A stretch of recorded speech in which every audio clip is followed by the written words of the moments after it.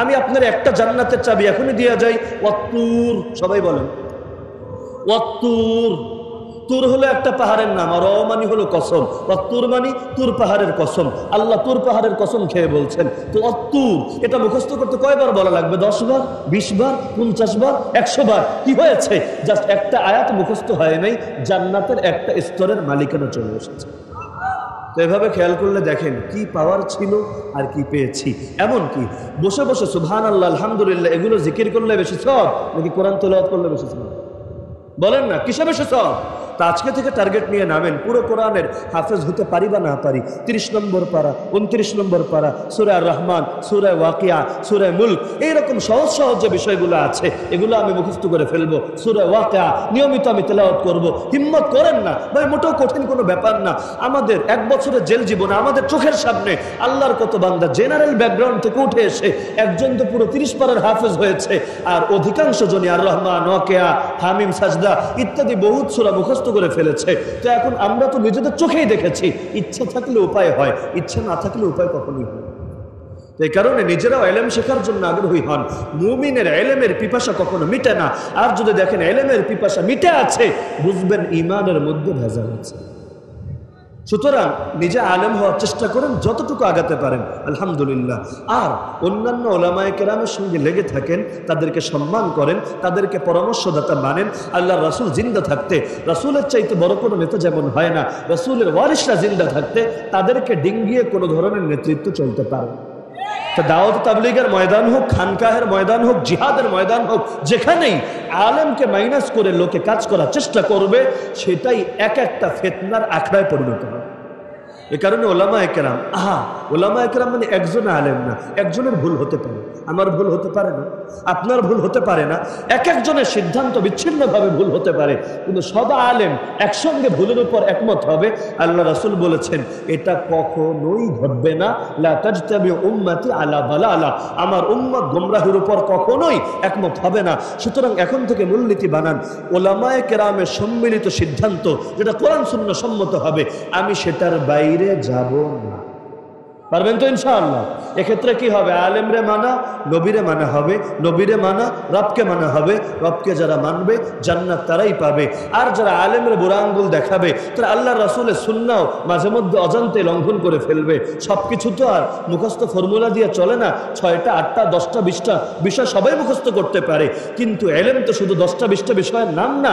এই যে বিশাল বিশাল সমুদ্র, আরে বড় বড় আলেম মাঝে মধ্যে ঠেকে যায়। এক আলেমরে আরেক আলেমের কাছে যেতে হয়। বাংলাদেশে এমন একজন আলেম পারলে আমাকে দেখান যিনি কখনো অন্য কোনো আলেমের সঙ্গে পরামর্শ করেন না, তার সাথে মাসালা মাসাইল নিয়ে মুজাকারা করেন না। সবচাইতে বড় মুফতিরাও যদি দেখেন, মুফতি আজম, তিনিও বিভিন্ন মাসালায় বোর্ডের সঙ্গে বসে, আরে হাজার হাজার আলেমের সঙ্গে বসে তারপর ফতোয়া দেন। থানবী রাহমাতুল্লাহ আলাইহি কিতাব পড়ে দেখেন, আল হিলাতুন নাজিজা লিল হালিলাতিল আজিজা। এই কিতাবের মধ্যে একটা বিষয়ের ফতোয়া দেওয়ার জন্য হিন্দুস্তানের শত শত আলেম আর আরব বিশ্বের ডজন ডজন আলেমের অভিমত নিয়ে তাদের স্বাক্ষর সহ বইটা তিনি রচনা করেছেন।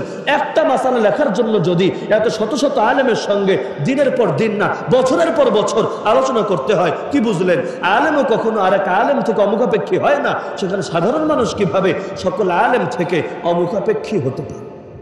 একমাত্র অহংকারী পারে, একমাত্র দাম্ভিক পারে, একমাত্র নিজের উপর যার এত বেশি আত্মবিশ্বাস, যার আল্লাহ এবং তার রাসূল, কোরআন এবং সুন্নাহর নির্দেশনা লাগে না, একমাত্র তারাই পারে, অন্য কেউ পারে না।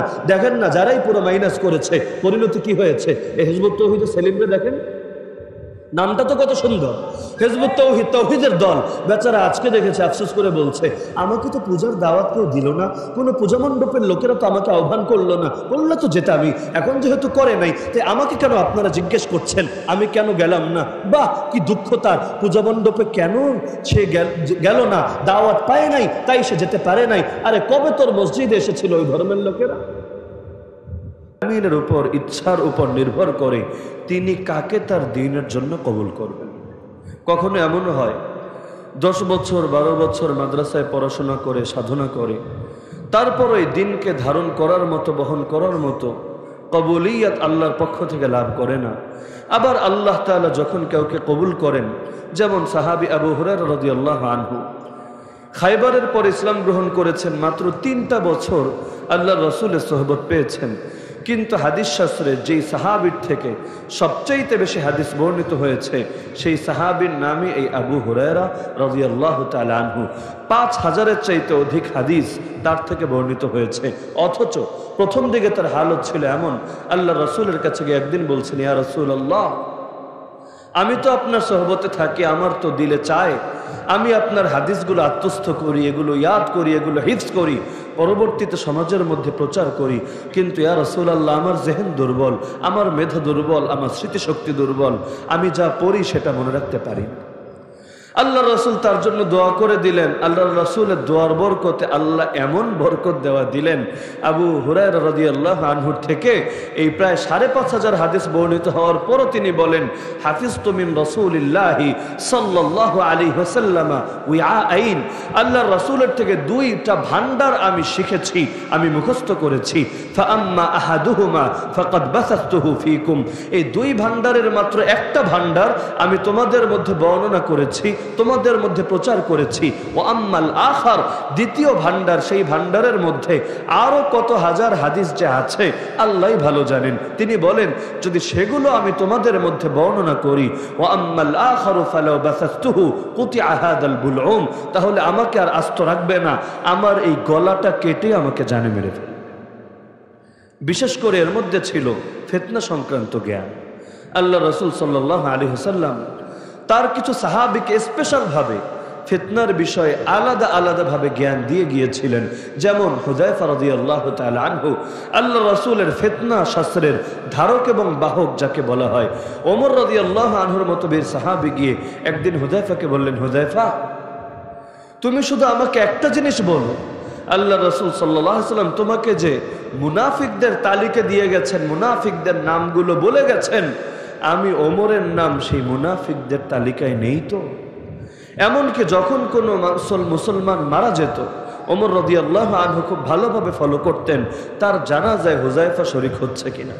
যদি হুযায়ফা রাদিয়াল্লাহু আনহু শরীক হতেন, ওমর রাদিয়াল্লাহু আনহু তার জানাজায় চলে যেতেন। যদি দেখতেন হুযায়ফা রাদিয়াল্লাহু আনহু সেই জানাজায় যাচ্ছেন না, ইচ্ছাকৃতভাবে অ্যাভয়েড করে চলছেন, জানাজা থেকে নিজেকে বিরত রাখছেন, তখন ওমর রাদিয়াল্লাহু তাআলা আনহু তার জানাজায় যেতেন না। তিনি বুঝে নিতেন যে এই মানুষটা মুসলমান নামধারী হলেও বাস্তবে মুনাফিক ছিল। তো এখন ইলমের দাতা তো আল্লাহ, সবকিছুর নিয়ন্ত্রক পরিচালক তো আল্লাহ। আল্লাহ কাকে দিবেন, কয়দিনে দিবেন, কতটুকু দিবেন সেটাও তো জানেন আল্লাহ। কত বাচ্চা এমন 3 মাসে পুরো কোরআনের হাফেজ হচ্ছে, কত বাচ্চা এমন 6 বছর হেফজখানায় থেকেও নিজেও নিরাশ হয়েছে, উস্তাদরাও নিরাশ, বাপমাও নিরাশ, এখন তারে মাদ্রাসা থেকেই নিয়ে চলে এসেছে। তো এখন কার 3 মাসে হবে আর কার 3 বছরেও হবে না, এটা আমার আপনার ইচ্ছা শক্তির উপর নির্ভর করে না, এটা নির্ভর করে আল্লাহর ইচ্ছার উপর। যে আল্লাহর ইচ্ছা ছাড়া গাছের একটা পাতাও নড়ে না, সে আল্লাহর ফয়সালা ছাড়া, আল্লাহর হুকুম ছাড়া, আল্লাহর ইচ্ছা ছাড়া তার ইলমের ধারক আর বাহক মানুষ হবে কিভাবে?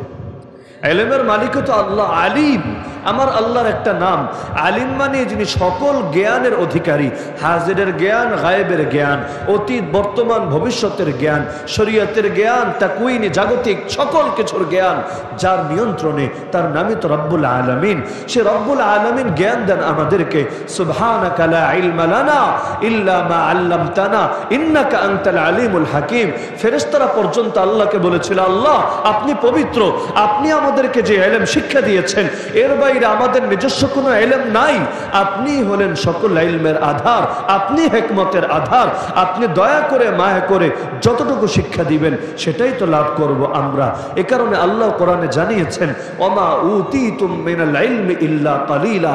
আরে তোমাদেরকে দুনিয়ার সকল মানুষকে খুব অল্প জ্ঞানই দেওয়া হয়েছে। আরে দুনিয়ায় যেই পরিমাণ জ্ঞান আছে, আমার মতো 1000টা জীবন যদি এর পেছনে কোরবান হয়ে যায়, তারপর এই বিশাল সাগরের সামান্য মণিমুক্তা সংগ্রহ করতে পারবে না, জীবনকে জীবন কাটবে, তারপর জ্ঞানের অধিকাংশ বিষয় ধরাছোঁয়ার বাইরে থেকে যাবে। এত বিশাল বিস্তৃত জ্ঞান সামনে থাকার পরও আল্লাহ বলছেন, যা দেওয়া হয়েছে, যেটা দেওয়া হয় নাই ওটার তুলনায় বড় কম, বড় সামান্য, বড় স্বল্প। যেমন ভালোবাসা, দুনিয়ায় মানুষ ভালোবাসার টানে জান পর্যন্ত কোরবান করে দেয়। সেই ভালোবাসা আল্লাহর ভালোবাসা হোক, রাসূলের ভালোবাসা হোক, আর দুনিয়ার কোনো মানুষের ভালোবাসা হোক, এত এত ভালোবাসা, এত এত দয়া মায়া স্নেহ বাৎসল্য এই পৃথিবীতে বাতাস লাগে। তারপরও আল্লাহ তাআলার রাসূল জানাচ্ছেন হাদিসের মধ্যে, ইন্না লিল্লাহি তাআলা মিআত রাহমা, আরে আমার আল্লাহর 100টা দয়া আছে, 100টা রহমত আছে, এর মধ্যে মাত্র একটা দিয়েছেন দুনিয়াতে সৃষ্টির সূচনালগ্ন থেকে কিয়ামত পর্যন্ত যত মানুষ, যত প্রাণী, যত জীবজন্তু দয়া করবে, ভালোবাসা দেখাবে, স্নেহ বাৎসল্য প্রদর্শন করবে একজন আরেকজনের উপরে, সবকিছু আল্লাহর 100টা দয়ার মাত্র একটা দয়ার আংশিক প্রকাশ হবে, আর বাকি সবগুলোই আল্লাহ জমিয়ে রেখেছেন কিয়ামতের দিনের জন্য আল্লাহ তার পাপী বান্দাকে ক্ষমা করবেন বলে। তো ইসলামকে হেফাজত করবেন আল্লাহ।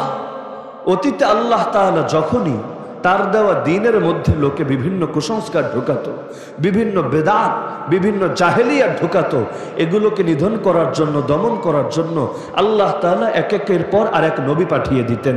কুল্লামা হালাকা নাবিয়্যুন খালাফাহু নাবিয়্যুন আখার। যেমন বনি ইসরাইলের ব্যাপারে আল্লাহ রাসূল বলেন, যখনই তাদের একজন নবী মারা যেত তখনই সেই নবীর স্থলাভিষিক্ত হয়ে যেত আরেকজন নবী। উম্মত কখনো পুরোপুরি এতিম হতো না, পুরোপুরি অসহায় হয়ে যেত না। যেমন নবী মুসা আলাইহিস সালামের যুগের ইতিহাস পড়েন, নবী মুসা বনি ইসরাইলকে বললেন, তোমরা জিহাদে নেমে পড়ো। হ্যাঁ, এই জিহাদে তোমাদের বেশি কষ্ট হবে না, শুধু হিম্মত দেখাতে হবে। উদখুলু আলাইহিমুল বাব ফাইযা দাখালতুমুহু ফাইন্নাকুম গালিবুন ওয়া আলাল্লাহি ফাতাওয়াক্কালু ইন কুনতুম মুমিনিন। তোমরা ফটক ডিঙ্গিয়ে ওদের শহরে গিয়ে প্রবেশ করো, ওদের নগরে গিয়ে প্রবেশ করো। একবার হিম্মত করে যদি ওদের এলাকায় ঢুকতে পারো, বিজয়ী তোমরাই হবা। আল্লাহর উপর ভরসা রাখো, যদি মুমিন হয়ে থাকো, বিজয়ের মালিক তো আল্লাহ। আল্লাহ যখন আশ্বাস দিয়েছেন, সুতরাং তোমাদের ভয় পাওয়ার কোনো কারণই নাই। এরপরও তারা টিটকারি মেরে বলল, ইয়া মুসা ইন্না লান নাদখুলাহা আবাদা মা দামু ফিহা। যতদিন পর্যন্ত দুশমন থাকবে নিজেদের এলাকায়, আমরা জিন্দেগিতেও ঢুকবো না। খালি মাঠে গোল দেওয়ার লোক, তারা কি আর মাঠে ময়দানে নেমে মোকাবেলা করার হিম্মত রাখে নাকি? ওই বাংলাদেশের জেলাপি খোরদের অবস্থা দেখেন না, খালি মাঠে পারলে মাইক ফাটায় ফেলবে গালাগালি করতে করতে করতে, কিন্তু যেখানে ভরা মাঠ, যেখানে প্রতিপক্ষ আছে, সেখানে ওদেরকে টাকার চ্যালেঞ্জ দিয়ে বলেন, অনুরোধ করে বলেন, আইন নিরাপত্তা দিয়ে বলেন, কোনো কিছু দিয়ে ছাই দিয়ে ধরেও ওদেরকে পারবেন না হাজির করতে। তো এখন বনি ইসরাইল বলল, আরে আমরা যাব না, যতদিন ওরা থাকবে এলাকায় ততদিন যাব না। মানেটা কি? যদি এলাকায় না থাকে তখন যাব, এলাকায় যদি না থাকে তোর জিহাদ তুই করবি কার সাথে? জিহাদ কি বাতাসের সাথে হবে? জিহাদ কি ইট বালু পাথরের সাথে হবে? জিহাদ হবেই তো যাদের সাথে তারা এলাকায় থাকলে না জিহাদ হবে। কিন্তু বলল না, জিন্দেগিতেও ঢুকবো না যতদিন না ওরা এলাকায় থাকবে। ফাযহাব আনতা ওয়া রাব্বুকা, তোমার যেহেতু এত শখ হয়েছে, এত জিহাদ জিহাদ করছো, ঠিক আছে মুসা, তুমি যাও আর তোমার খোদা যাও। ফাযহাব আনতা ওয়া রাব্বুকা ফাকাতিলা, তুমি আর তোমার খোদাই মিলে গিয়ে জিহাদ করো। কেন তোমরা পারো না? তোমাদের শক্তি নাই, আমাদেরকে লাগবে কিসের জন্য? তুমি আর তোমার খোদা মিলে যদি সফল হতে থাকো, আমরা দেখতে থাকবো। ইন্না হাহুনা কাঈদুন, আমরা এখানে গ্যালারিতে বসে বসে তামাশা উপভোগ করব। নাউযুবিল্লাহি মিন যালিক। আল্লাহ তাআলা তাদের অবাধ্যতার জন্য তাদের উপর নারাজ হয়ে গেলেন। আল্লাহ তাআলা তাদেরকে সেই একটা উপত্যকার মধ্যে এমন ভাবে আটকে ফেললেন, সারা দিন সকাল থেকে বিকাল একেবারে পুরো টাইম ঘোরাফেরা করেও ছোট্ট একটা উপত্যকা, তো সারাদিন ঘোরে আর ঘোরে আর ঘোরে আর ঘোরে। যেদিক থেকে হাঁটা শুরু করে, সারাদিন পার হয়ে দেখে হেঁটে হেঁটে আগের জায়গায় এসে পৌঁছে গেছে, কোনোভাবে এলাকায় আর ছাড়তে পারছে না। ও ড্রাইভাররা মাঝে মধ্যে শোনায়, রাতে নাকি কানা উলা না কি জানি ধরে, ড্রাইভাররা বলে। কখনো কখনো এমন হয় যে ঘুরতেই থাকে ঘুরতেই থাকে ঘুরতেই থাকে, এলাকা নাকি আর ছাড়তে পারে না। বাস্তবে যারা এরকম হালতে পড়েছে তারাই বুঝতে পারবে জিনের প্রতিক্রিয়াও হতে পারে।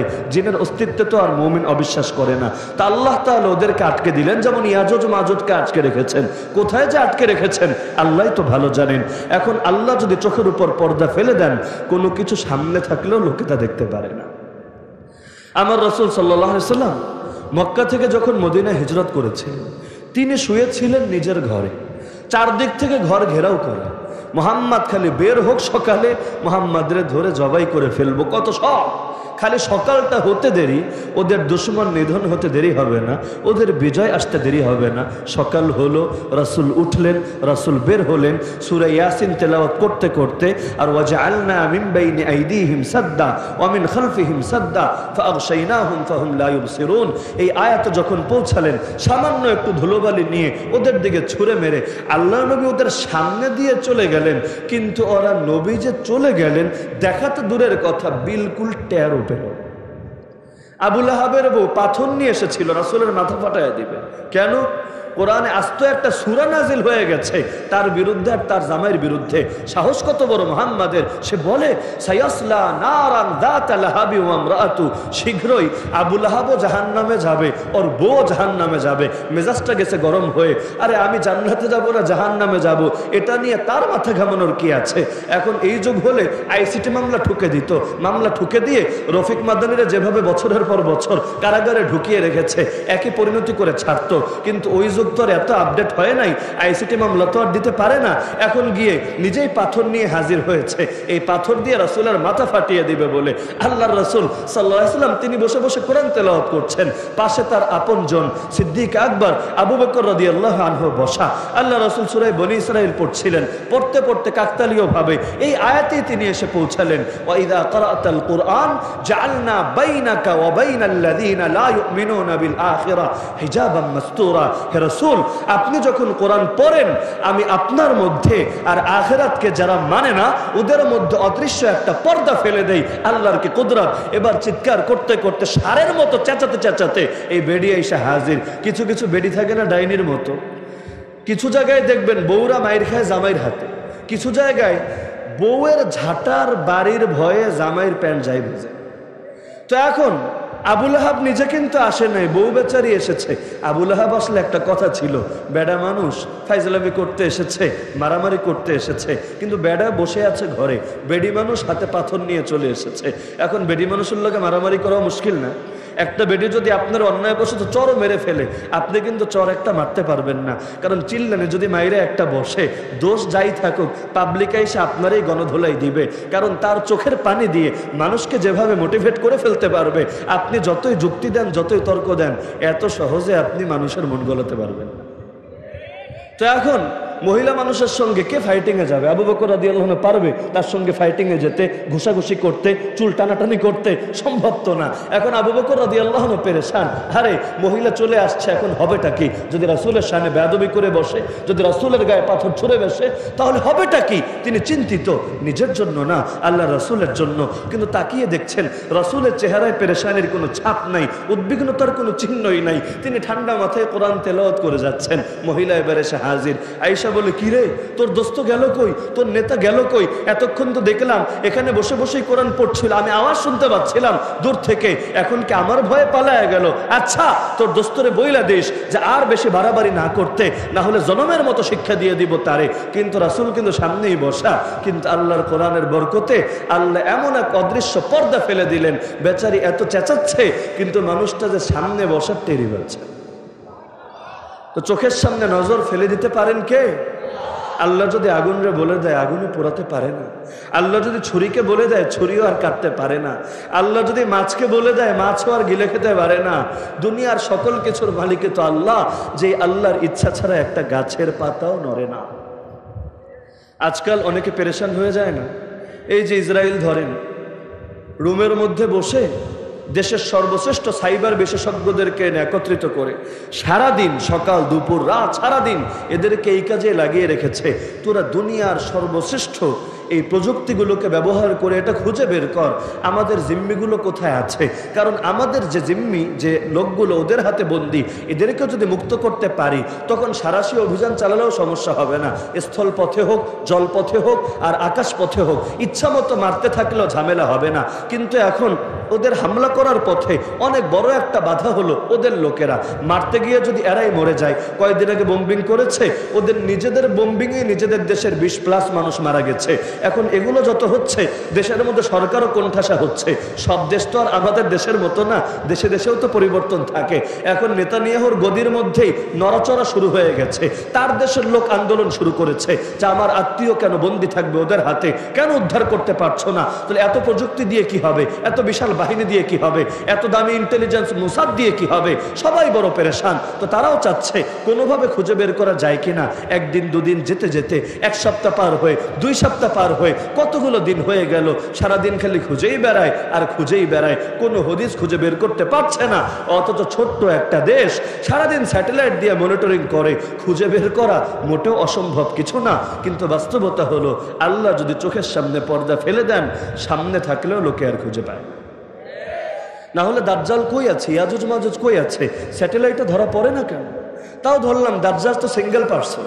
আমরা তো আর হিজবুত তৌহিদের মতো এটা বলি না দাজ্জাল কোনো ব্যক্তি না, দাজ্জাল হলো মার্কিনী সভ্যতা, দাজ্জাল হলো পশ্চিমা বিশ্বের আদর্শ। নাউযুবিল্লাহ, আমরা এটাই বলি দাজ্জাল একজন ব্যক্তি যে ইহুদি ধর্মের অনুসারী, যার বাবাও আছে, যার মাও আছে, আরো 10 জন ব্যক্তির মতো সেও একজন ব্যক্তি। কিন্তু আল্লাহ তাআলা তাকে ঢিল হিসাবে কিছু এক্সট্রা পাওয়ার দিবেন, যে পাওয়ার দিয়ে সে মুমিনদেরকে ঈমানের পরীক্ষায় ফেলবে। তো এখন সেই দাজ্জাল নয়তো ধরলাম সিঙ্গেল পার্সন, কিন্তু ইয়াজুজ মাজুজ তো আর 1 2 জন না, 1000 2000 না, 1 লাখ 2 লাখ না। যেখানে হাদিসে আছে 1000-এর মধ্যে 999 জন করে মানুষ জাহান্নামে যাবে, আর এটার ব্যাখ্যাও দেওয়া হয়েছে এর অধিকাংশই হবে ইয়াজুজ মাজুজের মধ্য থেকে। সেই হাদিসের মধ্যে আছে ইয়াজুজ মাজুজ যখন বের হবে এত বেশি হবে তাদের সংখ্যা, প্রথম দল এসে সমুদ্রে, নদীতে না সমুদ্রে মুখ দিবে, সমুদ্রের পানি শুকিয়ে এমনভাবে নিঃশেষ করে ফেলবে। দ্বিতীয় দল এসে এটা দেখে ভাববে এখানে জিন্দেগিতে মনে হয় 1 ফোঁটা পানিও ছিল। কি পরিমাণ মানুষ হলে, আরে একজন মানুষ কতটুকু পানি খেতে পারে বলেন? আপনি কয় লিটার পারবেন? 10 লিটার পারবেন নি এক বসায়? সম্ভবই তো না। কতটুকুই পারবেন একজন মানুষ?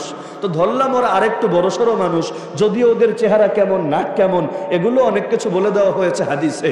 ইয়াজুজ মাজুজ দেখতে চাইলে বর্তমান চাইনিজ, জাপানিজ এই যে চেহারাগুলা, কোরিয়ান অর্থাৎ নাক বোসা, আরো যে স্টাইলের যে চেহারা, এগুলো দেখলে মোটামুটি আইডিয়া নিতে পারবেন এর কাছাকাছি ধরনের চেহারা হবে ওদের।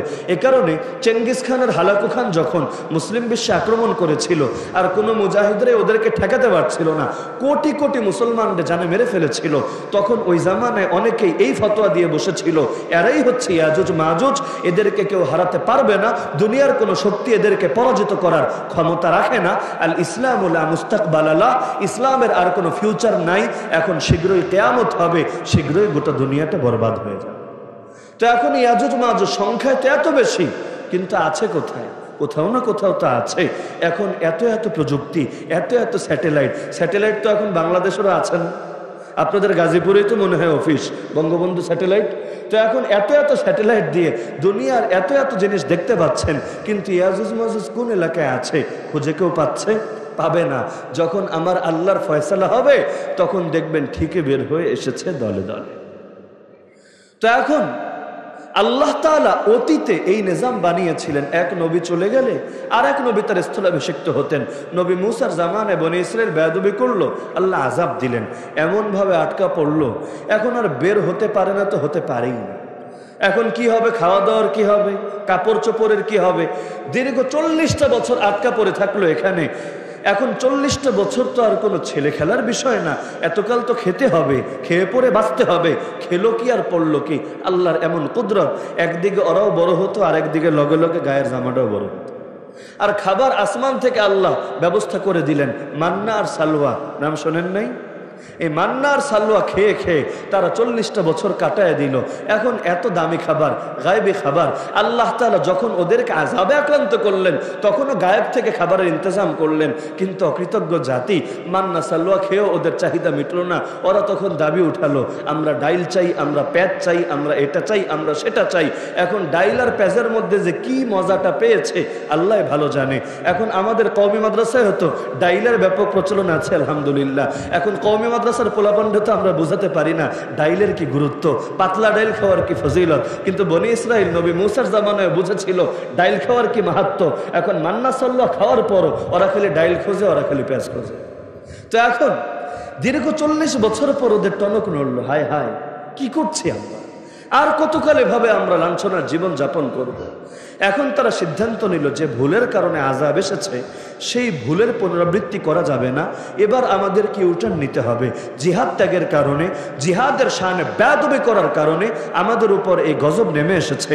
এখন তাহলে জিহাদের জন্য প্রিপারেশন নিতে হবে। কিভাবে নিবে? তারা তাদের নবীর কাছে গিয়ে বলল, আপনি আমাদের জন্য একজন বাদশাহ নিযুক্ত করেন। যদি একজন বাদশাহ, একজন আমির, একজন নেতা দিতে পারেন, আমরা তার অধীনে থেকে লড়াই চালাবো। তখন আল্লাহ তাআলা তাদের জন্য একজন বাদশাহ নিযুক্ত করে দিলেন। সেই বাদশার অধীনে তারা লড়াইয়ের ময়দানে নামলো। দীর্ঘ 40 বছরের লাঞ্ছনা আল্লাহ তাদের থেকে উঠায়। তো এখন আগের জামানার সিস্টেমটা এটাই ছিল, এক নবী চলে গেল আর এক নবী হাল ধরত। উম্মত তওবা করতে চাইল, তওবার পথ খোলা ছিল। কিন্তু আমার নবীর পরে কি আর কোনো নবী আসবে? দুনিয়াতে আর কেউ এসে নবুয়ত আর রিসালাতের দায়িত্ব নিজের কাঁধে তুলে নিতে পারবে? তো এখন কি হবে?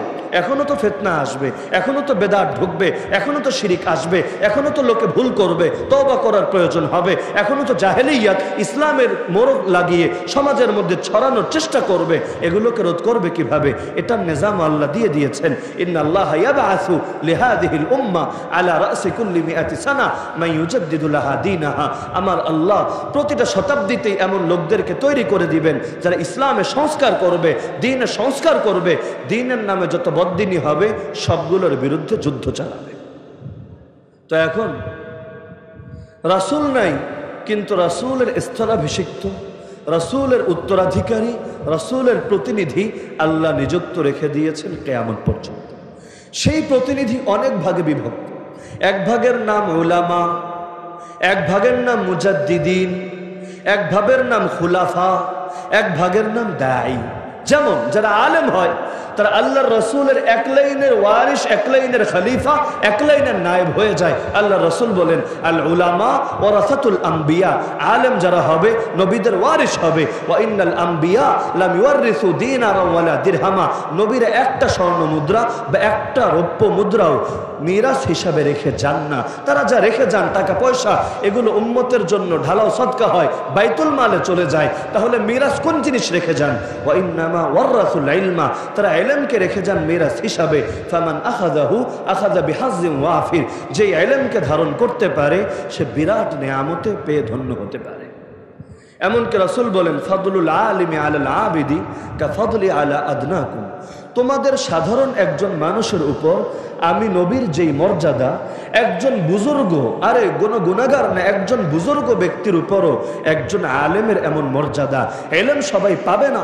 মাই ইউরিদিল্লাহু বিহি খাইরা, আল্লাহ যার কল্যাণ চাইবেন, ইউফাক্কিহু ফিদ্দীন, একমাত্র তাকেই দ্বীনের আলেম বানাবেন, দ্বীনের গভীর জ্ঞান দান করবেন। তো উলামায়ে কেরাম তারা এই জ্ঞানের লাইনে আল্লাহ রাসূলের মিরাজকে ধারণ করবেন, রাসূলের ওয়ারিস হবেন। তাদের কাজ হবে কি?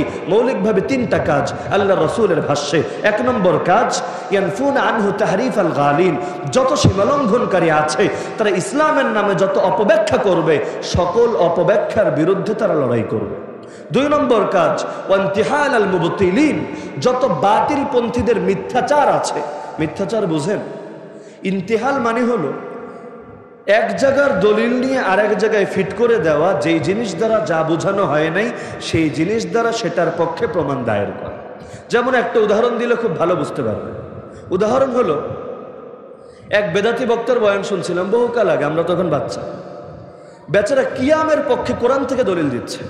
তা আমি মাহফিলে ছিলাম না, যাওয়ার পথে এটা শুনলাম যে কিয়ামের পক্ষে কোরআন থেকে দলিল। শুনে আগ্রহ হলো, দলিলটা একটু শুনি, দলিলটা শিখে রাখি। কোরআনের মধ্যেই যদি কিয়ামের কথা থাকে তাহলে সেই কিয়ামের হুজুররা কিভাবে অস্বীকার করতে পারে? এখন আমার ধারণা ছিল, মনে হয় ওয়াকুমু লিল্লাহি কানিতিন, ওই নামাজের মধ্যে যে কিয়াম, নামাজে দাঁড়ায় থাকতে হয় না আমাদের? নামাজে দাঁড়াইতে হয়, নামাজে বসতে হয়, নামাজে সেজদা করতে হয়, নামাজে রুকু করতে হয়। এগুলো নিয়ে তো আল্লাহ আলাদা আলাদা আদেশ দিয়েছেন। কোন আয়াতে বলেছেন সেজদা করো, কোন আয়াতে বলেছেন অরকাউ মার রাকিঈন, রুকুকারীদের সঙ্গে রুকু করো, কোন আয়াতে বলেছেন ওয়াকুমু লিল্লাহি কানিতিন, তোমরা কিয়াম করো। তো এখন এগুলো দিয়ে তো নামাজের বিভিন্ন অংশ বুঝিয়েছে। আমি ধারণা করেছিলাম এই টাইপের কোনো দলিলই মনে হয় দিবে, কিন্তু অবাক হয়ে লক্ষ্য করলাম দলিল দিচ্ছে বড় প্রসিদ্ধ একটা আয়াত, আপনাদেরও হয়তো অনেকের মুখস্থ আছে। ইন্নাল্লাহা ওয়া মালাইকাতাহু ইউসাল্লুনা আলান নবী ইয়া আইয়ুহাল্লাযীনা আমানু সাল্লু আলাইহি ওয়া সাল্লিমু তাসলিমা। এই আয়াতের শেষাংশ দিয়ে বোঝাচ্ছে ইয়া আইয়ুহাল্লাযীনা আমানু মানে ঈমানদাররা, সাল্লু আলাইহি মানে নবীর নামে দুরূদ পড়ো, ওয়া সাল্লিমু মানে নবীর নামে সালাম পড়ো। বেচারা বলছে ওয়া সাল্লিমু বললেই তো কথা শেষ, যে নবীর নামে দুরূদ পড়ো, নবীর নামে সালাম পড়ো, কথা তো শেষ। কিন্তু এরপরে তাসলিমা এটা আলাদা করে বলল কিসের জন্য? এখন প্রশ্ন ছুড়ে দিল দর্শকদের উদ্দেশ্যে, শ্রোতাদের উদ্দেশ্যে, যে তাসলিমা কেমনে লেখে জানেননি আপনারা? এখন সাধারণ মানুষ তারা কেমনে বুঝবে আরবি কোন অক্ষর কেমনে লেখে? এখন নিজেই বলে দিল তাসলিমা লিখতে মিমের পরে একটা আলিফ লাগে, এটা আরবির সিস্টেমই। এটা তাসলিমা যদি আপনি আরবিতে লিখতে চান তাহলে তাসিন লাম ইয়া মিম, শেষ না, মিমের পরে একটা আলিফ লিখতে হবে আপনাকে। এবার প্রশ্ন ছুড়ে দিচ্ছে তার শ্রোতাদেরকে, আচ্ছা আপনারা বলেন তো, এই যে আল্লাহ বললেন ওয়াসাল্লিমু তাসলিমা, এই তাসলিমা বলতে আলিফ সহকারে বললেন, আলিফ কি বৈশা থাকে না খাড়ায় থাকে? এখন সবাই জবাব দিল আলিফ তো খাড়ায় থাকে। তিনিও বলেন হ্যাঁ, আলিফের নামই তো খাড়া আলিফ, বসা আলিফ তো জীবনে শুনি নাই, শোয়া আলিফ তো জীবনে শুনি নাই, চিটপটাং হওয়া আলিফ জীবনে তো শুনি নাই, আলিফ মানেই তো খাড়া। আলিফ খাড়া না, এমন ভাবে খাড়া যার মধ্যে কোনো বক্রতা নাই, কোনো কুজো হওয়া ভাব নাই।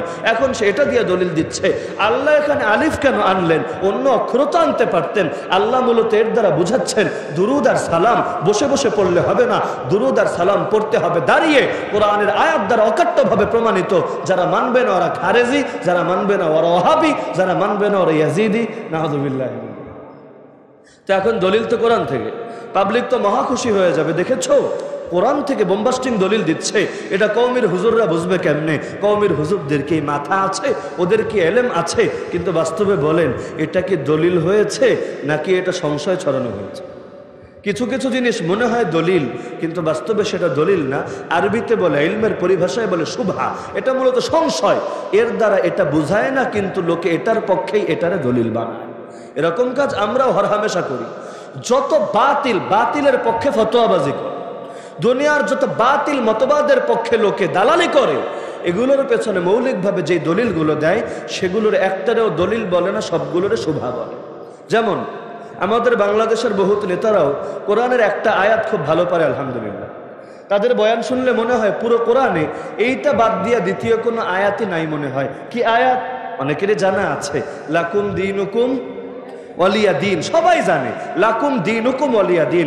বাঙালি এমনি দেখে দেখে আরবি পড়তে পারুক বা না পারুক, কিছু কিছু আরবির সঙ্গে বেশ ভালো পরিচয় থাকে। যেমন ফাজকুরুনি আযকুরকুম ওয়াশকুরুলি ওয়ালা তাকফুরুন।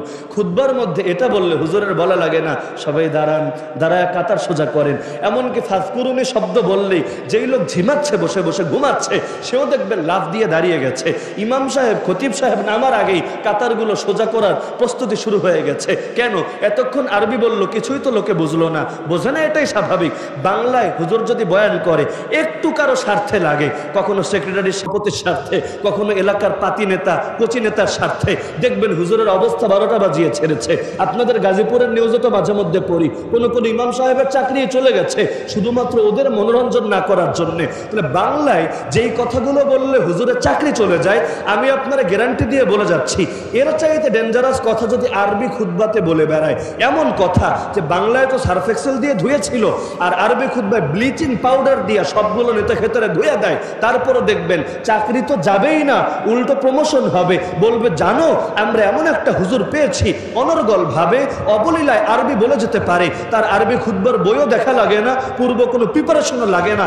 আমাদের হুজুর মাশাআল্লাহ সেই রকম একটা হুজুর, তার খুতবা শুনলে মনে হয় কাবা শরীফের খুতবাও ফেল, এত সুন্দর, এত সাবলীল তার আরবি। বাস্তবে আরবি সুন্দর, কিন্তু আরবি দিয়ে যে তারা ধুয়ে দিয়েছে এটা খালি টের পাবে।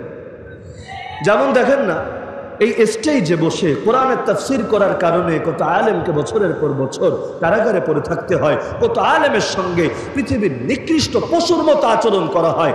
আবার একই কোরআন দিয়ে রমাদানুল মুবারকে খতম তারাবি পড়ার কারণে কোনো হাফেজের গায়ে আঘাত হয় না, কোনো হাফেজকে আইসিটি মামলা দেওয়া হয় না, কোনো হাফেজকে নিয়ে জেলখানায় ঢুকানো হয় না।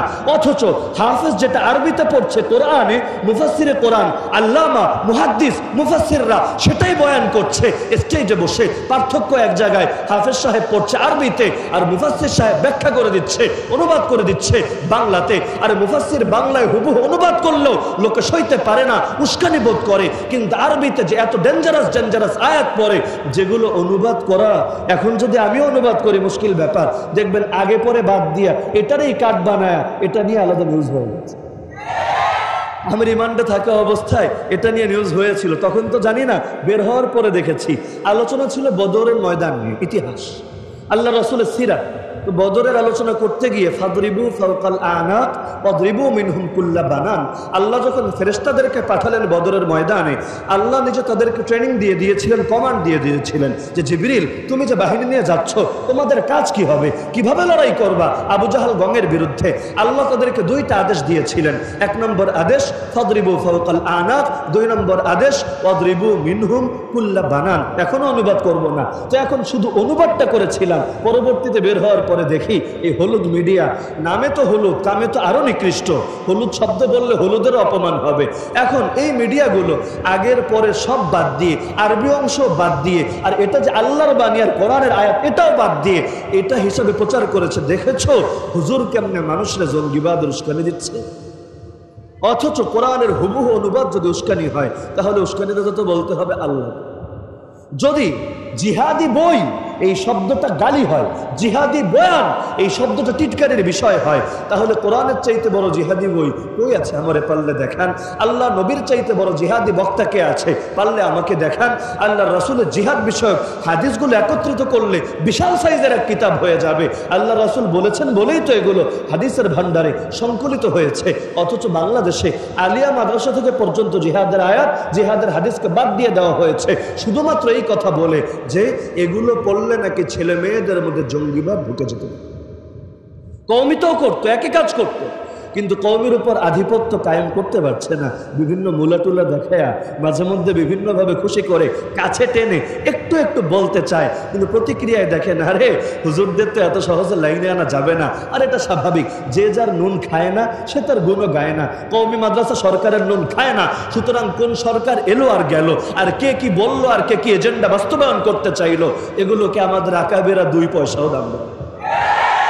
এ কারণে সব নেশাবে হাত দেওয়া যায়। স্কুল কলেজের নেশাব বলেন, বাচ্চারে পাঠাবেন সুশিক্ষায় শিক্ষিত করার জন্য, অথচ আপনার বাচ্চারে 2 দিন পর বানায় ফেলবে সমকামী।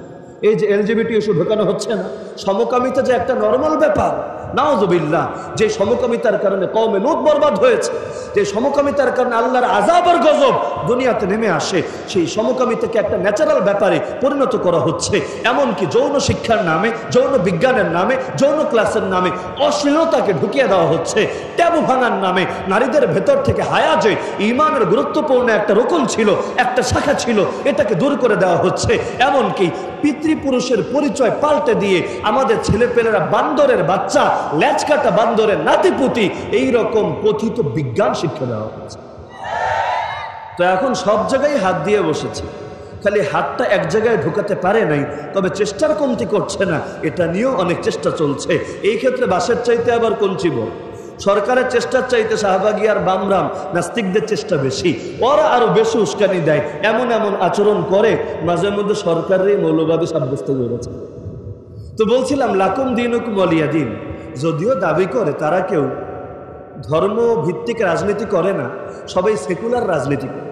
সেকুলার রাজনীতি সাব্যস্ত করার জন্য কোরআন টানারে দরকার কি, বাইবেল টানারে দরকার কি, গীতা টানারে দরকার কি, ত্রিপিটক টানারে দরকার কি, আর মদিনা সনদ দিয়ে দেশ চলবে না ভারতীয় সনদ দিয়ে দেশ চলবে, এগুলোই বলার দরকার কি। সেকুলার তো সেকুলারই, সেকুলারের তো এটাও নাই, সেকুলারের ওটাও নাই। সেকুলার যে সে হিন্দু ধর্মেরও দালালি করবে না, বৌদ্ধ ধর্মেরও না, খ্রিস্ট ধর্মেরও না, নাস্তিকদেরও না, আর ইসলাম ধর্মেরও না। এটারই তো বলে নিরপেক্ষতা নাকি। নিরপেক্ষ মানে কি, যে তুই বেড়াও না তুই বেড়িও না। মাঝে মাঝে ওই যে আপনাদের গাজীপুরও ধরেন, কখনো বাস জ্যামে টামে পড়লে কিছু লোক এসে হাজির হয় না, হাতে কেমনে কেমনে তালি টালি বাজায়া কালেকশন করে, দিতে না চাইলে আবার মানহানি করে ছাড়ে। এদেরকে যদি জিজ্ঞেস করেন তুই কি বেড়া, বলবে না আমি বেড়া না। তুই কি বেড়ি, না আমি বেড়িও না। তাহলে বেড়াও না বেড়িও না, এটাই তো নিরপেক্ষ নাকি?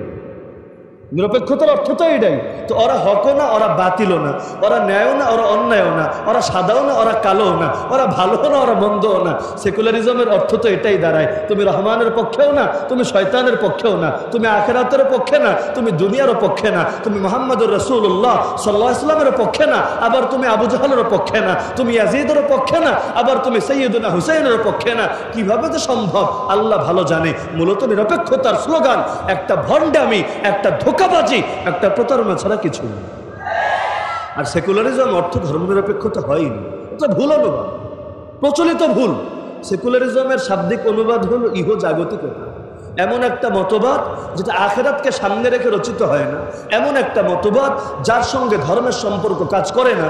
কোনো ডিকশনারি সেকুলারিজমের অনুবাদ করেছে অ্যান্টি ইসলাম। অ্যান্টি ইসলাম বুঝেননি? অ্যান্টি ভাইরাস মানে যেমন ভাইরাসরা লাথি মাইরা বিদায় করবে, অ্যান্টি ইসলাম মানে হলো দেশের মধ্যে সব চলতে পারে কিন্তু ইসলামকে যে কোনো মূল্যে দমিয়ে নেবে। তো এখন সেকুলারিজমের পক্ষে দলিল দেয় কি দিয়া জানেন না? লাকুম দীনুকুম ওয়ালিয়া দীন। আল্লাহ নাকি বলেছেন সেকুলার হতে হবে, ধর্মনিরপেক্ষ রাজনীতি করতে হবে, অথচ লাকুম দীনুকুম ওয়ালিয়া দীন কোন যুগের আয়াত? আর সেকুলারিজম আবিষ্কার হলো কোন যুগে? সেকুলারিজম আবিষ্কার করলো পশ্চিমা বিশ্বের লোকেরা। যদি সেকুলারিজম লাকুম দীনুকুম ওয়ালিয়া দীন আয়াত দিয়ে প্রমাণিত হতো, সেকুলারিজমের শ্রেষ্ঠত্ব বলা দরকার ছিল আল্লাহরে। কিন্তু কোনো মাথা মোটা পাগলও তো এই কথা জিন্দেগিতে দাবি করবে না। লাকুম দীনুকুম ওয়ালিয়া দীন মানে কি? আল্লাহ রাসূলরে এসে প্রস্তাব দিয়েছিল মুশরিকরা, মুহাম্মদ চলো একটা কাজ করি, তাহলে অসাম্প্রদায়িক পরিবেশ তৈরি হবে, সাম্প্রদায়িক সম্প্রীতি রক্ষা হবে। তুমি এক বছর আমাদের দেবদেবীর পূজা করবা, আমরা 1 বছর তোমার খোদার ইবাদত করব। এই যুগে হলে ধুমায় রাজি হয়ে যেত, কারণ এই যুগে ক্লিবলিঙ্গের মুসলমান বহুত আছে, যারা মসজিদেও যায়, যারা মন্দিরেও যায়, যারা তবারকও খায়, যারা প্রসাদও খায়। আপনাদের গাজীপুরেতে একটা মেয়ে মারা গেছে পূজা মণ্ডপে নাচানাচি করে, নাচানাচি শেষে বাড়িতে আর ফিরতে পারে নাই, রাস্তায় ডেড বডি হয়েছে। তো মুসলিম নারী কেন যাবে পূজা মণ্ডপে? কি পূজা মণ্ডপে কি মধুটা আছে? হিন্দু তো আসে না মসজিদে, হিন্দু কি আসে মসজিদে? এই যে পূজা আসলে দেশে প্রচার করে ধর্ম যার যার, উৎসব সবার। কেন কোরবানি কি দোষ করলো? রমজানের ঈদ কি দোষ করলো? কোরবানি আসলে কেউ তো বলে না ধর্ম যার যার, উৎসব সবার, আসো তোমরাও আমাদের সঙ্গে কোরবানি করো, গরুর গোশত আহার করো। বিফের কি মজা, কাবাবের কি মজা, এটা না খেলে কি বুঝতে পারবা তোমরা? এই কথা কেউ বলে না। উল্টো কেউ যদি বলে তার আইনের আওতায় আনবে না, বলবে দেখেছো উস্কানি দিচ্ছে, দেখেছো সাম্প্রদায়িক সম্প্রীতির পরিবেশ নষ্ট করছে। এর মানে কি? মানে হলো ধর্ম যার যার, উৎসব তার তার, এটাই তো স্বাভাবিক ব্যাপার। আর দরকার তো ছিল এই স্লোগান দেওয়ার, ধর্ম যার যার, উৎসব তার তার, রাষ্ট্র হলো সব। এটাই যুক্তির দাবি কিনা? এটাই বুদ্ধির দাবি কিনা? ধর্ম যার যার, উৎসব তার তার, রাষ্ট্র হলো সবার। কারণ তোমার তো দরকার রাষ্ট্রকে ঠিক রাখা, তোমার তো দরকার আইন শৃঙ্খলা পরিস্থিতিকে ঠিক রাখা। তো এটার জন্য সবার ভেতরে এই চেতনা গেঁথে দিলেই তো হলো, তুমি তোমার ধর্মকে মেনেই রাষ্ট্রের সেবা করো, তুমি তোমার ধর্মকে মেনেই দেশ ও দশের উন্নতি করার চেষ্টা করো। কিন্তু ধর্ম আর উৎসবরে যদি আলাদা বানায় ফেলা হয়, এর দ্বারা কি মেসেজ দেওয়া হয়? উৎসব কি ধর্মের অংশ না? উৎসবের আরবি হলো ঈদ, ঈদ কি ধর্মের অংশ না? এই যে আপনারা 2টা ঈদ মানেন, এই 2 ঈদ মানা কে শিখিয়েছে? ধর্ম শেখায় নাই, আল্লাহ এবং তার রাসূল শেখান নাই, এজন্যই তো 2 ঈদ মানেন। 3 ঈদ 4 ঈদ মানেন না। হ্যাঁ মানে কেউ মানে, বাংলাদেশে কারো কারো ঈদ আবার 3টা, কারো কারো ঈদ আবার 4টা। খ্রিস্টানদেরও ঈদ যেমন আছে অনেকগুলো, শিয়াদের ঈদের তো অভাবই নাই। কিন্তু আল্লাহ এবং তার রাসূল আমাদেরকে ঈদ দিয়েছেন কয়টা? 2টা। তো বলছিলাম এই যে বাতিলপন্থীদের ইন্তিহাল মানে হইল এক জায়গার দলিল নিয়ে আরেক জায়গায় ফিট করা, যেটা দিয়ে যেটা বোঝানো হয় নাই সেটা দিয়ে সেটার পক্ষে দলিল দেওয়ার চেষ্টা করা। আর 3 নম্বরে তাউইল আল জাহিলিন, মূর্খদের যত ভুল ব্যাখ্যা আছে, এখনো অপব্যাখ্যা আর এখনো ভুল ব্যাখ্যা, দুটো কিন্তু এক না। অপব্যাখ্যা হয় ইচ্ছাকৃতভাবে, আর ভুল ব্যাখ্যা হয় অনিচ্ছাকৃতভাবে, অজ্ঞতার কারণে, নিজের জ্ঞানের কমতির কারণে। আল্লাহ বলেন আলেমের 3টা দায়িত্ব। 1 নম্বর দায়িত্ব সীমালঙ্ঘনকারীদের অপব্যাখ্যার মোকাবেলা করবে।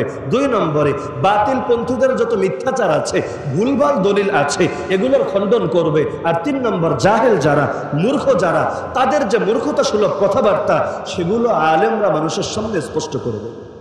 এভাবে কি হবে? যতই যুগ যাক না কেন, হকও স্পষ্ট থাকবে, বাতিলও স্পষ্ট থাকবে, সাদা আর কালো আলাদা হয়ে থাকবে। মানুষের সামনে হক বাতিল মিশ্রিত হয়ে যাবে না। আল্লাহ কোরআনে বলেন, লা তালবিসুল হাক্কা বিল বাতিল ওয়া তাকতুমুল হাক্কা ওয়া আনতুম তা'লামুন। তোমরা হকের সঙ্গে বাতিলকে মিশিয়ে ফেলো না, আর জেনে শুনে তোমরা হককে গোপন করো। আচ্ছা, আমি যদি আপনাদেরকে জিজ্ঞেস করি, আল্লাহর রাসূলের যুগের ইসলাম আর আপনাদের ইসলাম এক নাকি ভিন্ন? কি উত্তর দিবেন? এক নাকি ভিন্ন? আজকে সব মরা কেন আমি বুঝতে পারছি না। মাইকের অবস্থা তো আমার দেখা মতো এই বছরের সর্বশ্রেষ্ঠ জঘন্য, আর আপনাদের হালত হলো, এটা মাইকের কারণেও হতে পারে, নিষ্প্রাণ অবস্থা। সব মিলিয়ে অবস্থা একটু জগা খিচুড়ি। আর মাঠ নিয়েও শুনলাম অনেক ধরনের ঝামেলা পোহাতে হয়েছে কর্তৃপক্ষকে। গত বছর যে মাঠে মাহফিল হয়েছিল এইবার সেখানে হয় নাই, নিজেদের অভ্যন্তরীণ কিছু লোকের ষড়যন্ত্রের কারণে। তো এত দিকের মুশকিল যদি একসাথে হয়, ব্যাপারটা তো আসলে ঝামেলারই বটে। তো এখন আল্লাহ রাসূলের যুগের ইসলাম আর আপনাদের ইসলাম এক নাকি ভিন্ন?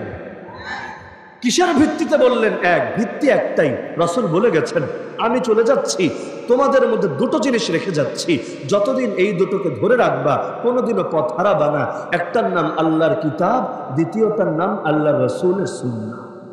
তো এই কারণে দেখবেন কোরআন এবং সুন্নাহকে যারা আগলে রাখে তাদের দেশ আলাদা হতে পারে, সময় আলাদা হতে পারে, কিন্তু আলহামদুলিল্লাহ তাদের ইসলাম একই থাকে। আর কোরআন সুন্নাহকে যারা ছেড়ে দেয় দেখবেন তাদের ইসলাম এক থাকে না। গাজীপুরে এক ইসলাম আর ঢাকায় আরেক ইসলাম, সিলেটে এক ইসলাম, চিটাগাংয়ে এক ইসলাম। বিশ্বাস না হলে বেদাতীদের দিকে তাকান, দেখবেন দরবারে দরবারে ইসলাম আলাদা, পীরে পীরে ইসলাম আলাদা, দেশে দেশে ইসলাম আলাদা, যুগে যুগে ইসলাম আলাদা। আজ যেটা হচ্ছে কাল আবার ঠিক তার উল্টো হচ্ছে। ভার্সনের অভাব নাই। আরে এই দরবারের লোকেরা যেটা মানে, ওই দরবারের লোকেরা এটাকেই আবার আল্লাহ নবীর দুশমনী বলে আখ্যায়িত করে। প্রায় সময় দেখবেন বেদাতীরা একদল আরেক দলের উপর আক্রমণ করে, কওমিরা করে না। কওমিরা এইরকম দাঙ্গা হাঙ্গামা করেছে এমন নজির এই দেশে খুব কমই আছে। কিন্তু দেখবেন একদল নামধারী সুন্নি আর একদল নামধারী সুন্নির উপর অ্যাটাক দিয়ে বসেছে, মারামারি হয়ে গেছে। এমনকি এমন জঘন্য হয় যে একজন আর একজনকে মেরে পর্যন্ত ফেলে। এই যে বিবারিয়ায় এক বক্তার জিহ্বা কেটে দেয় নাই, কারা কেটেছে? কওমিরা। কারা কেটেছে? ওহাবিরা, যাদেরকে ওহাবি বলে তারা। আরে না, ওরাই একদল আরেক দলের জিহ্বা কেটেছে শুধু এই কথা বলার অপরাধে যে মুআবিয়া রাদিয়াল্লাহু আনহু সাহাবী, নাউযুবিল্লাহ মিন যালিক। যে বলেছে এটারে ওদের চোখে এত বড় অপরাধ মনে হয়েছে যে এই জিহ্বা দিয়ে তুই মুআবিয়ার দালালি করবি, জিহ্বাই রাখবো না, জিহ্বাই দিব কেটে, নাউযুবিল্লাহ।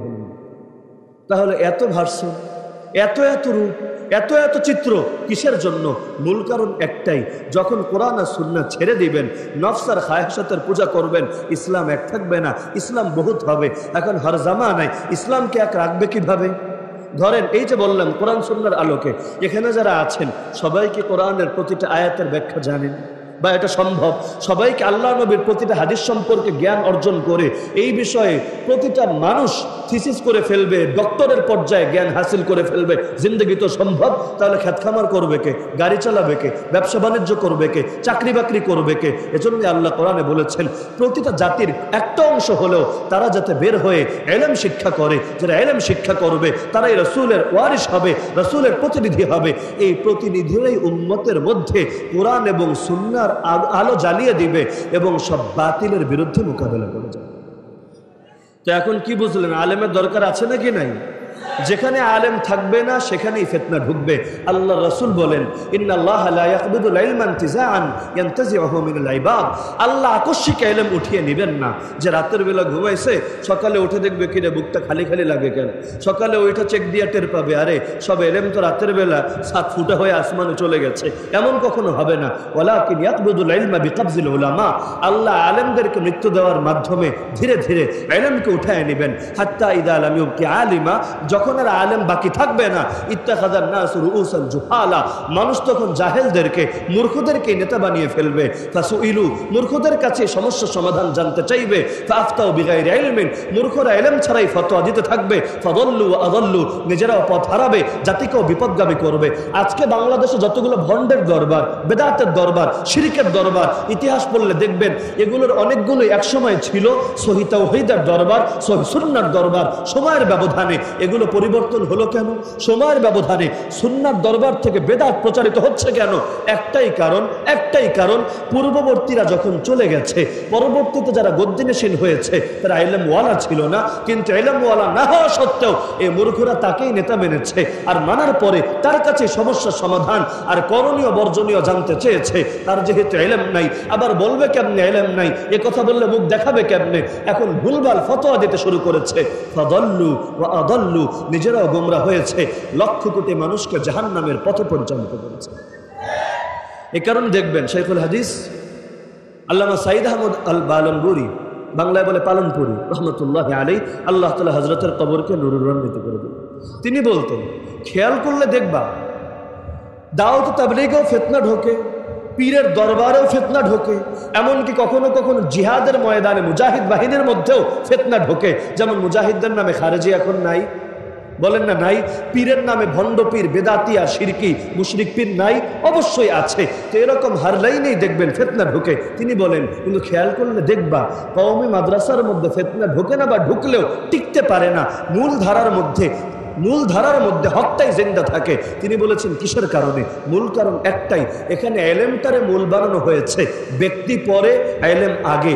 যদি এমন হয় যে হাটহাজারী মাদ্রাসায় পড়েও কেউ গোমরা হয়েছে, যেমন বেদাতীদের বাংলাদেশের শ্রেষ্ঠ একজন ইমাম হলো, ওদের ভাষায় শেরে বাংলা, ওরা বলে আর কি শেরে বাংলা। শেরে বাংলা কে? নাম কি জানেননি আপনারা?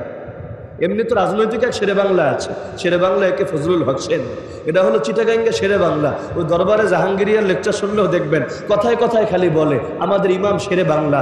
এই ইমাম শেরে বাংলার কবরে গিয়ে বিচারও দিয়ে এসেছে আমার নামে। এই যে আলী হাসান ওসামা দেখেছো কি রকম চ্যালেঞ্জ দিচ্ছে আমাদেরকে, এই যে মিলাদুন্নবী নিয়ে, জশ্নে জুলুস নিয়ে কি করছে, বাবা তোমার কাছে বিচার দিয়ে গেলাম। তো এই যে মরা বাপের কাছে বিচার দিচ্ছে, এটা জন্মদাতা বাপ না, এটা হলো পীর বাপ। তো এরে ওরা বলে শেরে বাংলা, নাম হলো আজিজুল হক, কিন্তু বেচারা এক সময় হাটহাজারী মাদ্রাসায় পড়াশোনা করেছে। কিন্তু বাংলাদেশের যে কোনো আলেমের কাছে গিয়ে জিজ্ঞেস করেন যে আজিজুল হক সে কি একজন দ্বীনি আলেম না সে একজন বেদাতি নেতা? আমি এই ব্যাপারে আমার অন্তরে ন্যূনতম দ্বিধা নাই।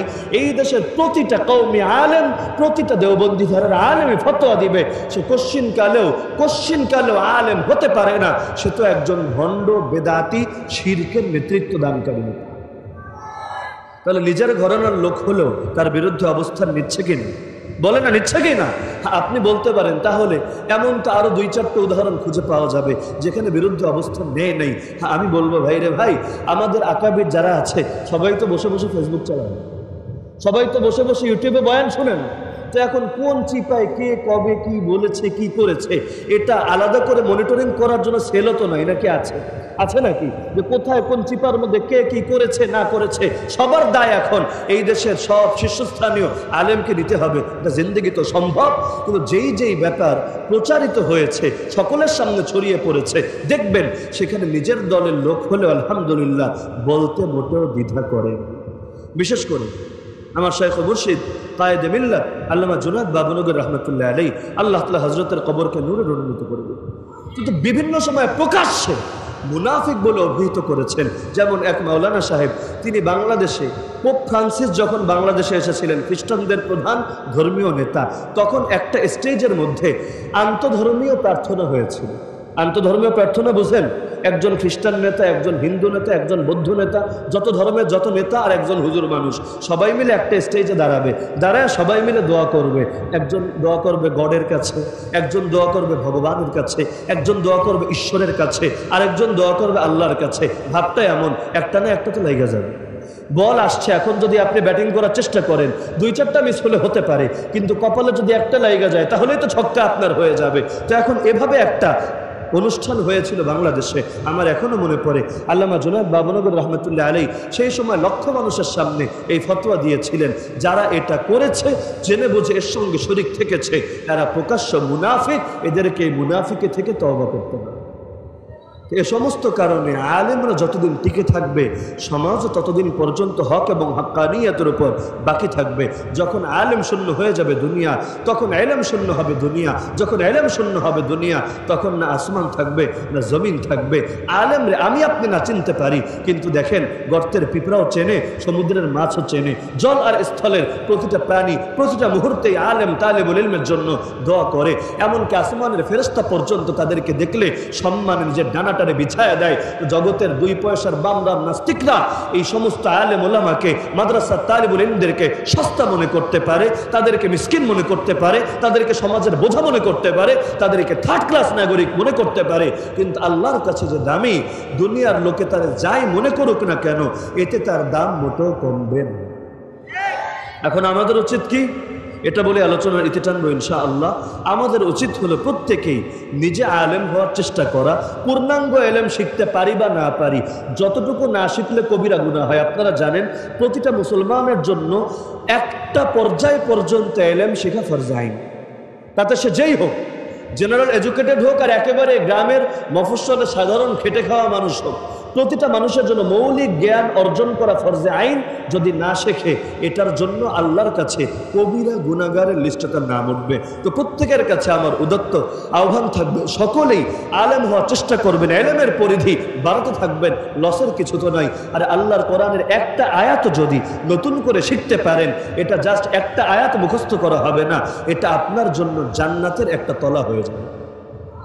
কিয়ামতের দিন আল্লাহ হাফেজে কোরআনকে বলবে, হাফেজ একটা করে আয়াত পড়তে থাক আর একটা করে স্তর উপরে উঠতে থাক, সর্বশেষ যেই আয়াতে গিয়া তুই থামবি সেটাই হবে তোর জান্নাত। এখন পড়তে থাকবে, যে সবগুলো আয়াত পড়ে ফেলবে সে সর্বশেষ স্তরে গিয়ে উপনীত হবে। যে সব পারবে না, কিন্তু 10টা পড়লো, 20টা পড়লো, 50টা পড়লো, যেই কয়টা পড়বে তার জান্নাত তো সেই কয়টা বেড়ে যাবে।